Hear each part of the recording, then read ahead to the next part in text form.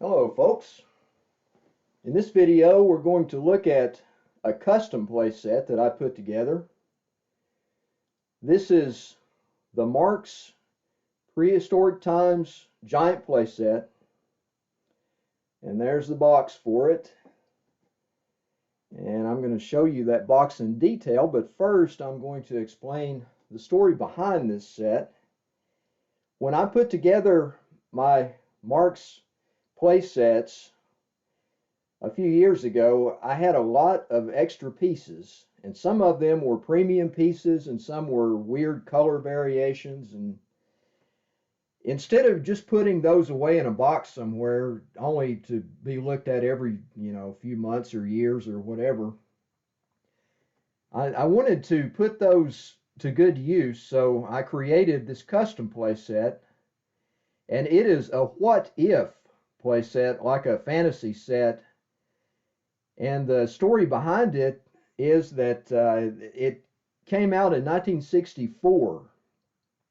Now, Marx was not making dinosaur playsets in 1964.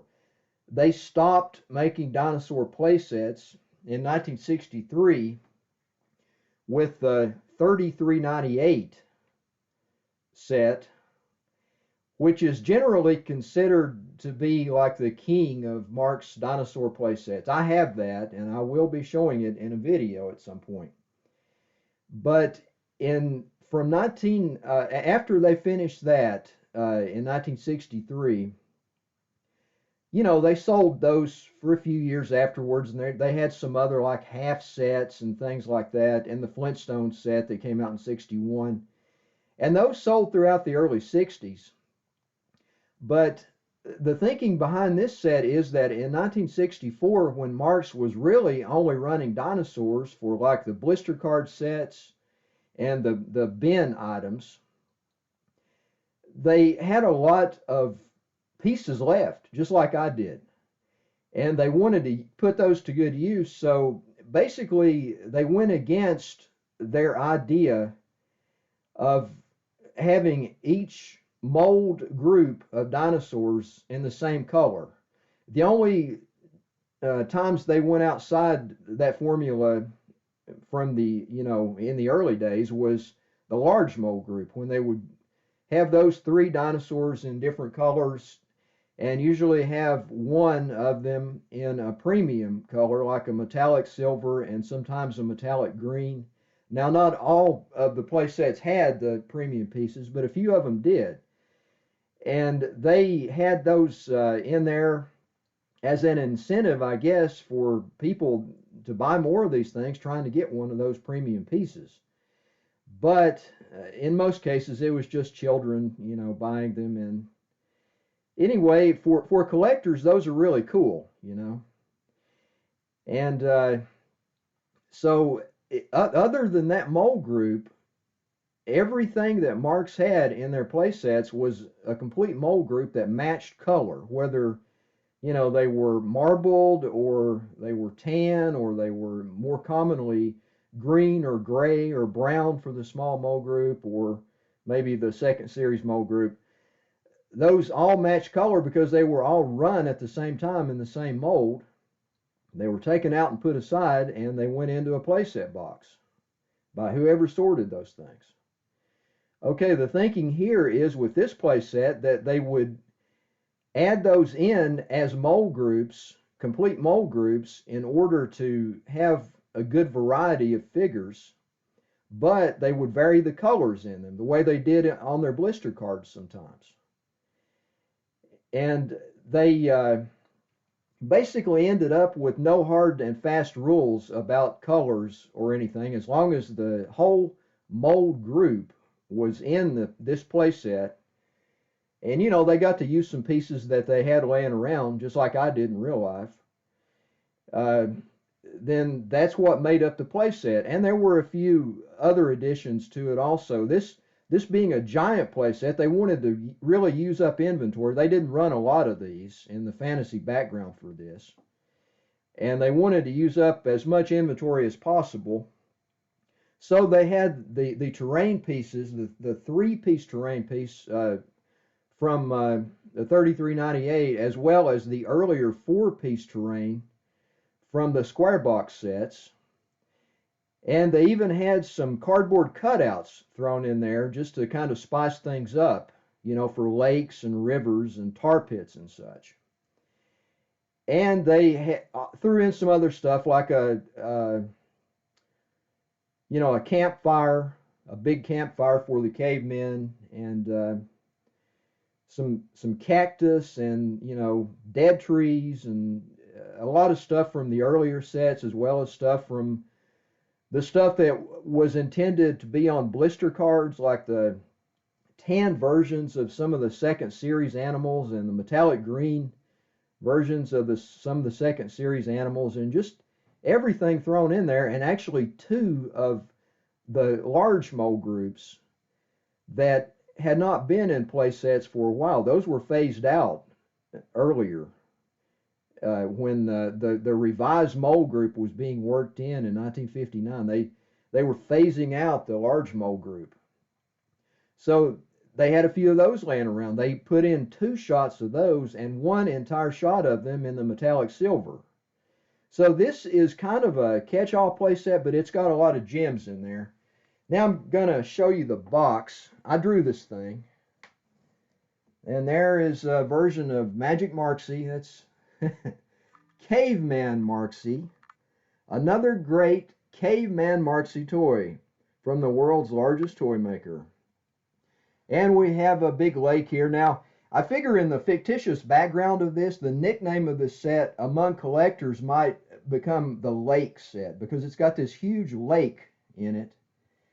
And that's something that Marx had small bodies of water, like within the molded mountain pieces and things like that, but they never had a really big lake. This set has a big lake and big river sections. So anyway, there's a drawing of a Marx Kronosaurus attacking a Marx Brontosaurus. And you got the pteranodon flying overhead there, and the simplistic little cloud illustrations, the purple mountains majesty in the back. And there's some land over there across that big lake. Now, you know, I've lettered some stuff, the way Marx decorated their boxes. Prehistoric animals and cavemen, mountains, trees and ferns, lakes, rivers, and more.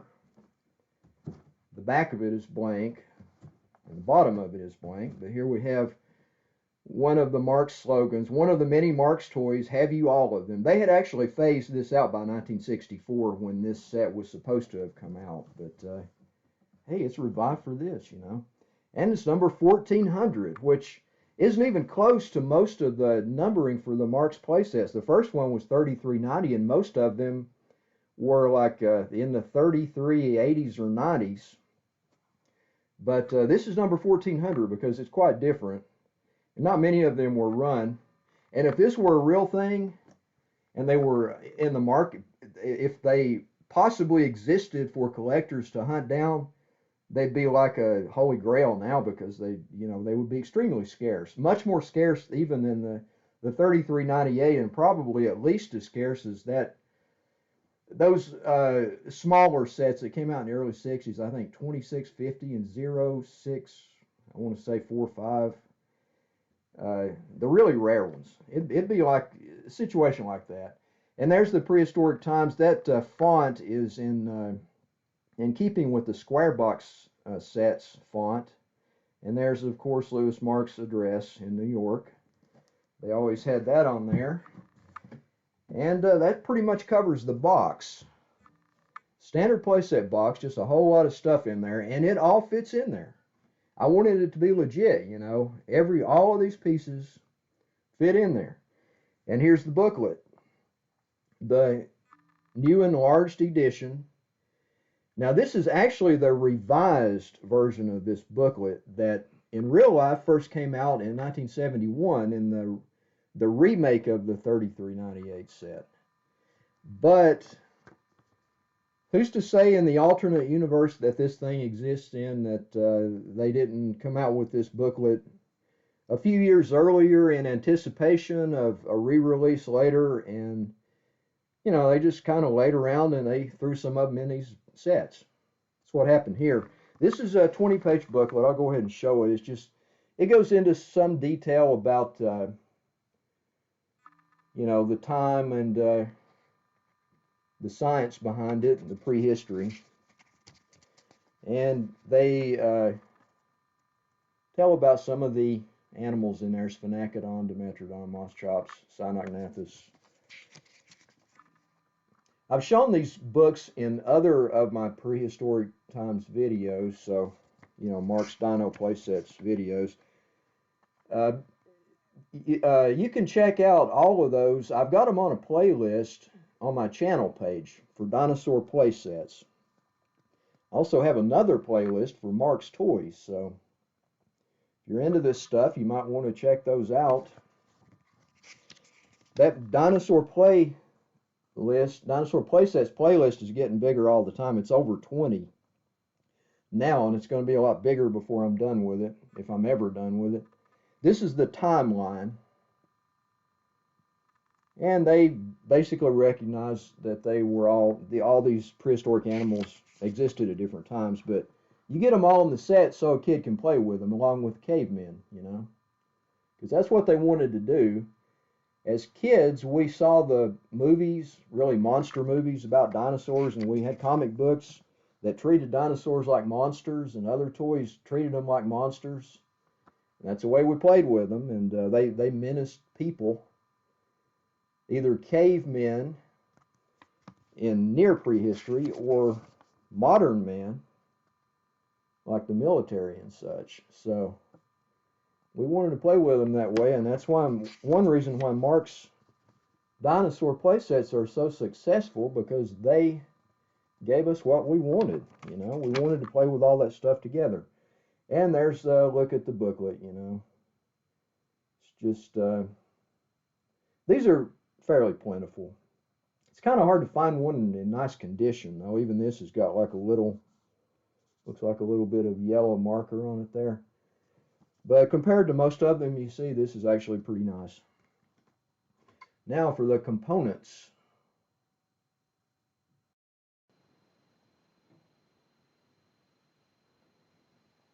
Okay, here are the Marx components of the set. The terrain, like I said, we've got the 3-piece terrain back here. Now these clip together. The rock arch clips onto the cave piece. But, well, there's the places for the clips right there. But honestly, there's no need in that. I mean, I've got the clips here just to show you what they look like and to be complete in the set. These sets usually came with 4 of those clips.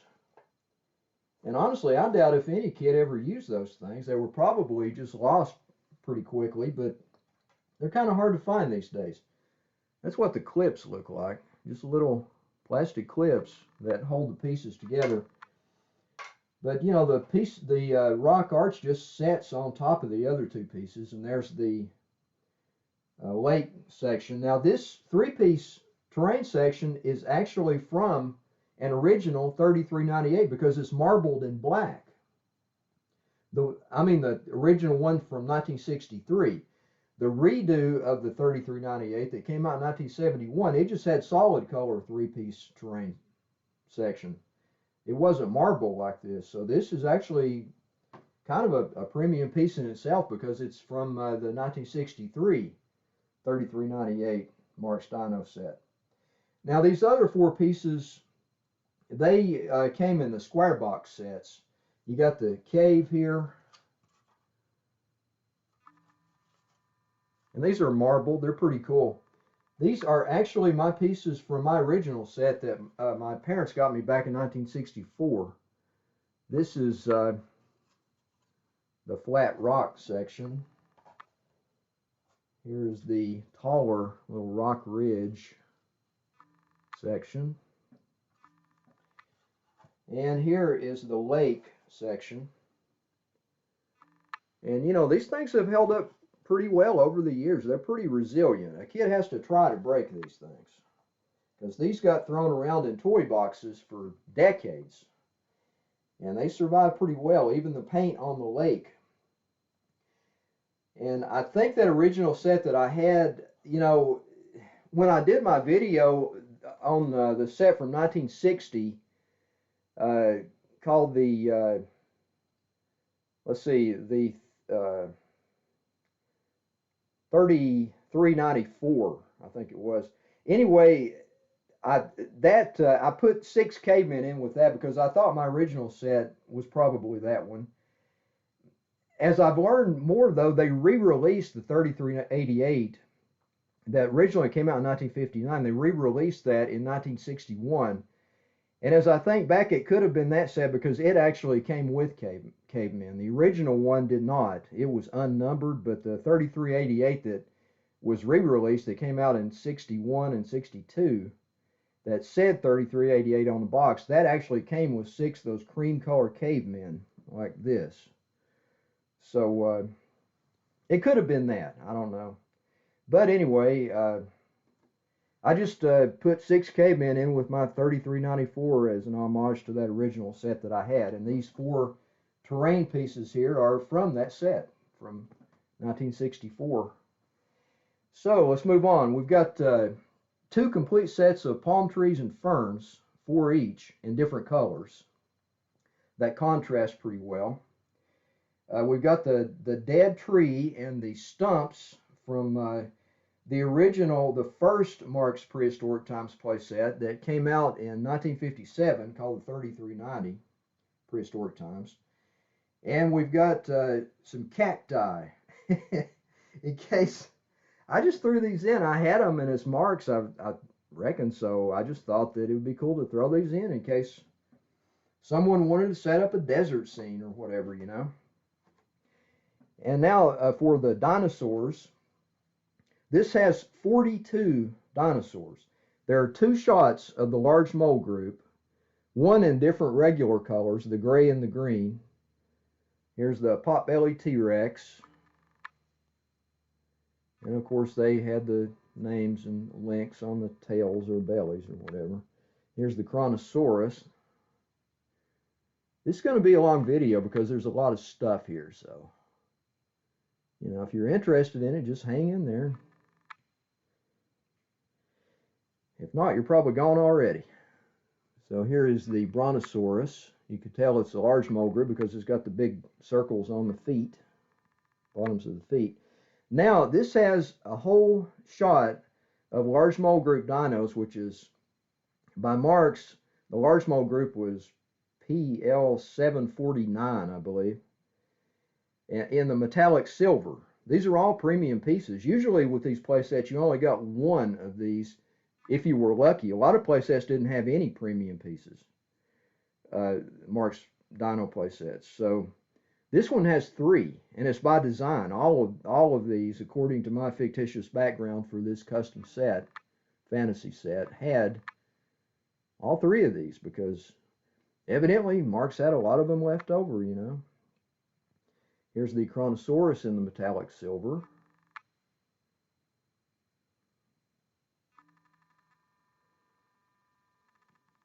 And here is the Brontosaurus in the metallic silver as the Trachodon falls down because that's the way it was molded. That's the reason they remolded a Trachodon when they did the revised mold group. But this Trachodon is special. Now we go to the medium mold group. There are 6 dinos in the medium mold group. This is the Trachodon, and it kind of lurches over to one side, leans to its right a little bit, and that's the reason it's hard to stand up. But this is in tan. The only way you could get these animals in tan, this mold group, is in the original 3398 from 1963. The king of, well, actually it lurches to the left. I'm sorry, it's left. But anyway, 3398 from 1963 is considered to be the king of the Marx Prehistoric Times playsets. And like I said, I have one of those, and I'll be doing a video on that at some point. This is the Hadrosaurus in a cool grayish color. The camera does not pick up some of the nuances of these colors, but you know, it tries, I guess. And here is the Allosaurus in green. You can tell it's medium mold group because it's got that toe on the right sticking out there. And it kind of lurches to the left a little bit. And here's the Pteranodon from the medium mold group in green. And then we have two more in the tan, which means they originally came from a 3398 in real life. For the fantasy background for this set, they were just left over at Marx, and they just put them in here to fill out the mold group, and the ones they grabbed out of the extra stuff in the bin were tan. So somebody got lucky and got the 3 tan ones from this mold group in this set. All right, now the revised mold group. Brontosaurus and brown. It's almost identical to the Brontosaurus in the large mold group. The circles on the bottom of the feet are small, is how you can tell the difference on that. Here is the sleek or skinny T-Rex in the revised mold group in green. That's a fan favorite. Here's the Trachodon in the revised mold group in gray. Yeah, there's some grays in here because, you know, grays and greens, because if everything's special, nothing's special. So you got to get some regular stuff in here. But even the grays are different shades. Here's the Allosaurus, and you can tell by the feet that doesn't have the toe sticking out on the right. That's the revised mold group Allosaurus. There are 8 dinos in the revised mold group, which actually first came out, I think, in either late 1959 or 1960. I think there's some discrepancy of info there. This is the Dimetrodon from the revised mold group. Here's the Stegosaurus with the small mold circles, revised mold group. The one in the medium mold group had one big mold circle on its left front foot. Here's a weird color here. This Ankylosaurus, this is kind of a bluish gray. I had never seen this color before. I have another one here in this, but before I ran into these particular ones, I had never seen that color for Marx. That might have been like some of the stuff that would end up in the Marx dump. If something was off color, a lot of times they just throw it away. They had a dump, they put all that in, and collectors for years have been digging in that thing looking for weird color stuff. It's up in West Virginia, I think. Here's the woolly mammoth in gray. Really nice piece. And yeah, this is the second series mold group here. There are 8 of them in it. 8 animals in it. Here's the Megatherium in tan. Another collector favorite because the tan shows off the detail so well. And these were only available on blister cards originally. The second series blister cards called Monsters and Mammals, I believe. And this is the Parasaurolophus in the brown. But you know, the idea behind this set is that Marx just wanted to get rid of a whole bunch of stuff it had left, and they filled out mold groups to make sure they had a good variety of dinos, but they just grabbed whatever color they grabbed.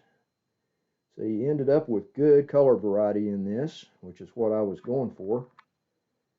As nice as the Marx sets were, and they were really nice, a lot of times the color variety was lacking, you know. That's one thing that MPC actually had over Marx. They had some wild colors, and it was, you know, everything was really colorful, man. It was like a dino party, whereas Marx had earthy colors that appeal more to some people, but they did not have some of the variety, and especially in the 70s Marx sets, they had that uniform newer plastic that was kind of waxy, and there was no variety hardly at all in that. There were no premium pieces in those. Okay, now this is metallic green. This is a moss chops, still in the second series mold group here. This is a moss chops in the metallic green, and that does not show up a whole, really well on camera, but it is metallic green. It's not dull grayish like it looks like on the camera. These were only available on blister cards. On some of the blister cards for the second series, you would get 2 animals in the metallic green. And here's the Styracosaurus. This is Moss Chop's buddy here, likewise in the metallic green. Yeah, these are premium pieces all their own. I mean, the metallic green is really hard to find, and those sell for quite a bit when they ever turn up among collectors that know. Now, there's 2 shots of the small mold group, and I'm not going to, well, I've gone this far. I'll just show them. Here's the Triceratops. It's got the thick horns.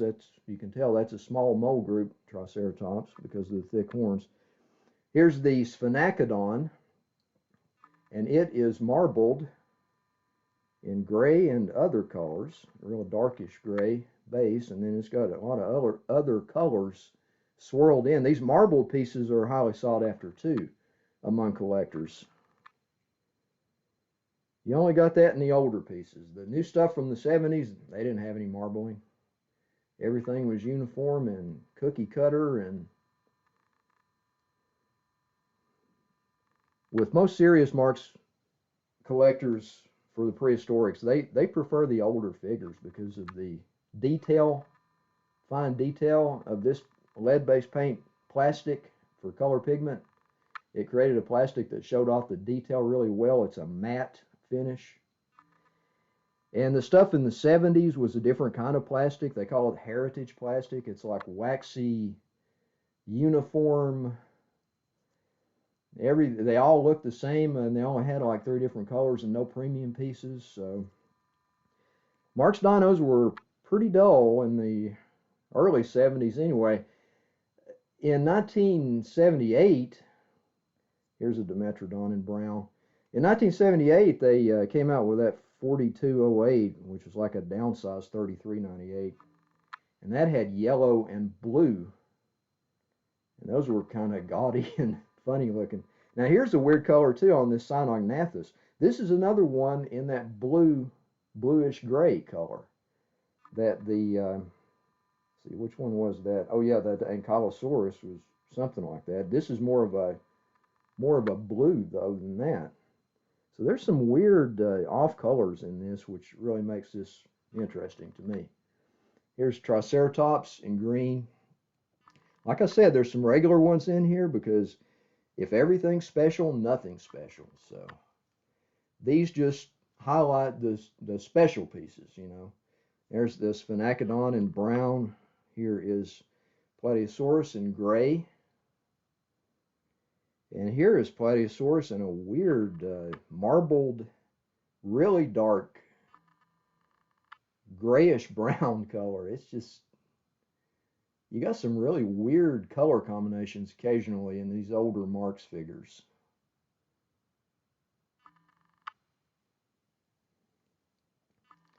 And I had accumulated a lot of these things, and so a lot of them ended up in this playset. Here's the Dimetrodon in green. Yet another Dimetrodon in a slightly different shade of green. And a Cynognathus in marbled black and gray with red. And there's some white in there. That little guy's got everything thrown in pretty much. That's the kind of stuff that Marx collectors are after. Okay. Now we go to the cavemen. There are 2 sets of 6 cavemen. I'll show these sculpts real quick. Here's the guy walking with club in the cream color.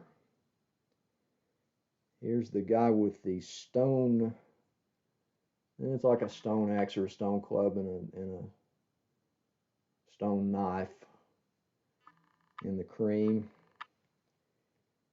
Here is a dude with the rock over his head there, the rock dropper in cream.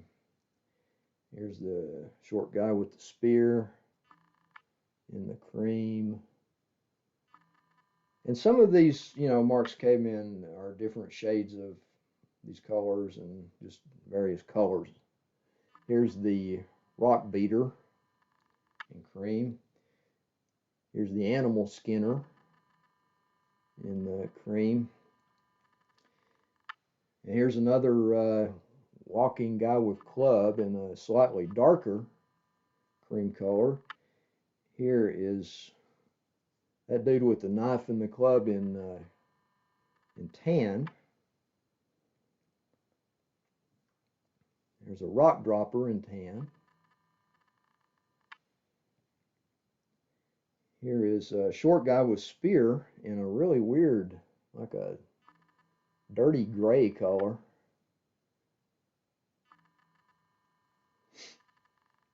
Here is rock beater in the tan. And animal skinner in like a, man, it's like an orangish tan color. Doesn't show up that way on the camera very well, but it's orangish tan. And here's the campfire that I located in one of the eBay lots that that I bought years ago. So there we have the cavemen, a little campfire, actually a big campfire for them, more like, yeah, it's a big campfire. So that's all the components of the Marx components. Now I'll show you the other components.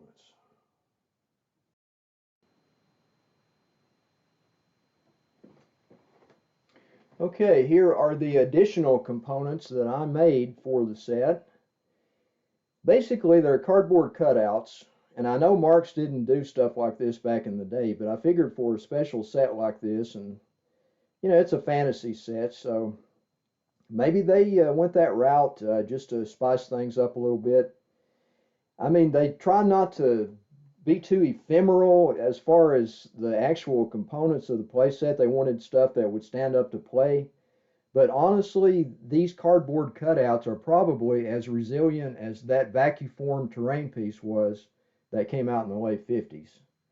Because that thing, you know, it was just hard for that to hold up to, even, it's hard to find one of those things without chunks broken off of it, or just usually, I'm sure that most of them got thrown away pretty quickly because kids would play with them. They'd crack and, you know, come apart. Anyway, let's get to this. Okay, here are these components that I made for the set. And it's something that could have been done very economically by Marx. You know, I drew this. For the water, just used some white and a brush and made it look like waves, you know. Here's the big lake section. That would have been huge. A kid would have loved that. I mean, you know, with Kronosaurus and stuff, especially since there are two Kronosaurus in this big set. Here are the river sections.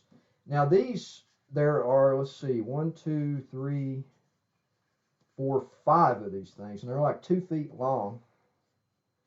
And all you do is just overlay them like this, you know, and they end up looking okay. I mean, you know, not perfect, but it's a play set, you know. I mean, it's not super detailed miniature stuff. It's a play set, so they end up looking pretty good when you set them up on there. And since they're just laying on a table somewhere or the floor or whatever, you know, if a kid was playing with it, they would pretty much stay in place, provided the kid was anywhere near careful. Now these are like bends, a couple of bend in the river pieces that you could make your rivers change direction, you know. And here are some stream sections, a little bit narrower. There are 4 of these in a slightly different color to differentiate them. And here are some bend sections for the streams. And I'll overlay a couple of these. Let you see how that might look. You know, you just lay them like that. I mean, basically you got You can vary the thing a little bit, make it not exactly straight, because everybody knows that nature, is bendy.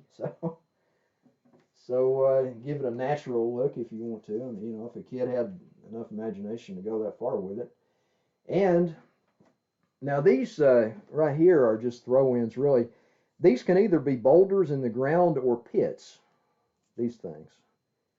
And it's just shading. It's just some inking, shading on cardboard cutouts. These black pieces are tar pits. Everybody knows that dinos are, famous for getting stuck in tar pit. Well, prehistoric mammals mostly, but it happened to dinosaurs too. A lot of fossils are found in tar pits. There are 3 tar pits, if you wanted to have that in your setup. And a couple of rafts for the cavemen. Now, in the DFC sets, they actually had something like this. They had rafts in there, and basically, you can put them on the lake or in the river or whatever, and have your cavemen go down the river or across the lake or whatever in a raft. And here is a footbridge. Now, it won't go across the rivers, but it'll go across the streams if you wanted to have a bridge across the stream sections. So those are the additional components, the cutouts for it. And I always wondered why Marx didn't do some of that stuff back in the day. I guess Louis Marx wasn't, particularly fond of that. He might have thought it looked cheap or whatever, but if done right, I think it looks okay. Especially for things that are in the ground anyway, like water. All right, so now I'm going to set it all up for you. Oh boy, I lied. I mistakenly said I'm going to set it all up for you. There's no way I can set it all up on this table. I did manage to get all the terrain pieces in, the Marx terrain pieces, and all 42 of the dinosaurs and the trees and ferns and cavemen and such, but I could only use a portion of the other things that I had available. I didn't even use the cacti or the dead tree and stumps because I just didn't have any place to. Literally, you could fill up the floor of a room with this playset if you wanted to go that far with it. So a kid would have had he would have thought he was in heaven, a dino kid back in the day, if he had access to this thing. This is, I got stuff hanging off of here. This table is pretty good size. It's what I shoot most of my videos on. It holds a lot of stuff, but there's just so much to this playset, and it all fits in the box. Every bit of this stuff fits in that box. And, it's just a lot of stuff, man. And it just takes up a lot of room once you get it set up. Here I've got a stream section set up on the lower side here to show you what that looks like. And there's a footbridge. I put it across there. Now I put the lake on here, of course, because that's probably the centerpiece of the set. That's why I said if this set were real and were in the marketplace and in the history and the memory of collectors today, it might be known as the lake set, as a nickname or whatever. But I got this lake over here, and I got it hanging nearly halfway off the table, so that it just wouldn't take up more room that I needed to set up other stuff. And the cavemen are all around this little cave here, and I didn't set any cavemen up on the other cave over there on the left side, but if you pretend that they're connected some way, or maybe that's a different tribe and they're back in it or whatever. And there's a lot of stuff going on here, and we're going to do what we do on this channel. I'm going to take the camera off, and we are going to take wing here, Pteranodon wing, and give everyone a Pteranodon's eye view of the setup. There is a Brontosaurus in the stream trying to get away from that potbelly T-Rex. And that Megatherium, which I know they live so far apart in life, but hey, you know, when kids played with them, they were on the same table or floor or whatever. This Megatherium is eating palm tree leaves, palm fronds or whatever. And I don't really know if a Megatherium would have been that scared of a T-Rex because those things were brutes, man. They were nearly as big as a T-Rex, and their skin was like chainmail. Underneath all that thick fur and hide, they had like small bones that interlaced like chainmail. So even though they were herbivores, I think they could have given a T-Rex a decent run for the money. And with all of these plant eaters around, you know, a T-Rex is not going to attack something like that with big claws for hands. They had better sense than that. And there's that swell gray woolly mammoth there getting a drink. Here we have the tan iguanodon. And, you know, got some duck bills hanging around the water, which is what they did. Tan trachodon. Or actually, no, that's the gray trachodon. And the plesiosaurs, you know, eating off the palm trees. And there's a Struthiomimus and another plesiosaurus. And over here in the lake, we got a couple Brontosaurus. You know, they would be submerged, but I mean, you can't. You just got to pretend they're there in the lake. And then the Kronosaurus, both of them, of course, are in the big lake. Now, with the river sections, it would be interesting to have those Kronosaurus in the big river, but there's no way I could get that on here. I thought about doing other setups, but this is a long video, and I'm going to limit it to this. But you guys, I showed the river sections and the other stuff so you can get an idea of what could be done. There are 3 cavemen on that raft being menaced by that Kronosaurus. There is Parasaurolophus over there in the water. And cavemen around the campfire. There's a caveman getting ready to drop a rock on that Allosaurus, who's coming around the corner after his walking buddies there. And there's a Cynognathus up there, that little marbled guy. He's probably just laying there. I doubt if he's going to do anything. And the other one there is in a bad place because the caveman is probably going to piss off that Allosaurus, who's going to take a chunk out of that little Cynognathus there. There's a Dimetrodon that's climbed up there, a Sphenacodon. There's an Allosaurus coming through that pass, chasing a couple of Stegosaurus, and that Styracosaurus there has taken exception to that.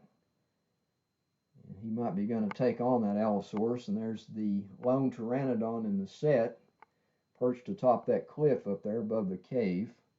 The Metrodon, you know, nice varied selection of colors for these trees and ferns. I think it makes a cool setup myself. As soon as I put this together and set it up the first time years ago, I enjoyed it. You know, I thought it looked okay. And here, of course, is the lake with Hadrosaurus and Trachodon, Sphenacodon and Dimetrodon over there, kind of lazing up on those that little rise there. And you know, you got the tropes here in the middle with the Triceratops squaring off against the 2 T-Rexes, and Ankylosaurus just trying to get out of the fray. And here you have a potbelly T-Rex that is having a disagreement with this metallic silver Kronosaurus. And here is a rock-dropping caveman gonna fling one at that potbelly, and he doesn't realize that a Smilodon is coming right up behind him and is going to take him off, and who knows what kind of bloodletting all that could result in. And there's the setup. You know, it's just life as usual in prehistoric times, at least the way a kid would see it, with Marx dinos and terrain pieces.